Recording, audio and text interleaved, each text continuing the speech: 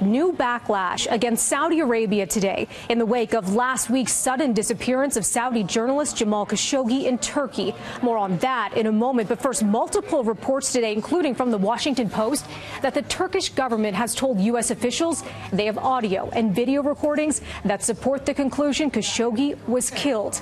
And today, Justin Trudeau expressing his concern. And we join with our allies around the world in expressing serious issues with these reports. CCTV footage obtained by Turkish media shows a Saudi journalist entering the consulate in Istanbul on October 2nd to pick up papers for his upcoming wedding. This, the last time he was seen. His fiancée waited outside, but Khashoggi never came back out.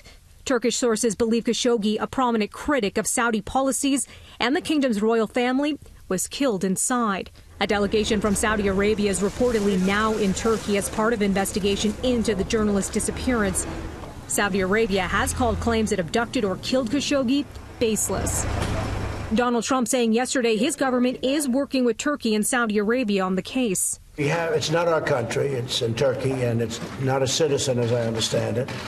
But a thing like that shouldn't happen. It is a reporter with the Washington Post. I know they're talking about different kinds of sanctions, but they're spending $110 billion on military equipment and on things that create jobs, like jobs and others for this country. I don't like the concept of stopping an investment of $110 billion into the United States. There are reports that price tag of $110 billion is inflated. Today, Trudeau was asked about Canada's weapons sales to Saudi Arabia, a deal worth more than $10 billion. The previous government signed a contract with Saudi Arabia to sell armored vehicles to Saudi Arabia. We respected that contract, but at the same time brought in significantly new and strengthened measures around transparency, around accountability, in ensuring that on a go-forward basis, we are making sure that Canadians' expectations and laws are always being followed.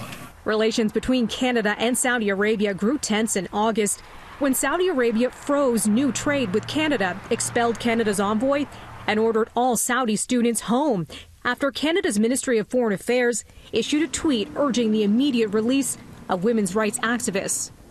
As for new backlash against Saudi Arabia over Khashoggi, a number of media companies like the New York Times and other businesses like Viacom are pulling out of a high-profile business conference in the kingdom set for later this month. And Virgin Group founder Richard Branson is suspending talks with Saudi Arabia about a proposed $1 billion investment. Branson issuing a statement today saying in part, what has reportedly happened in Turkey around the disappearance of journalist Jamal Khashoggi, if proved true, would clearly change the ability of any of us in the West to do business with the Saudi government.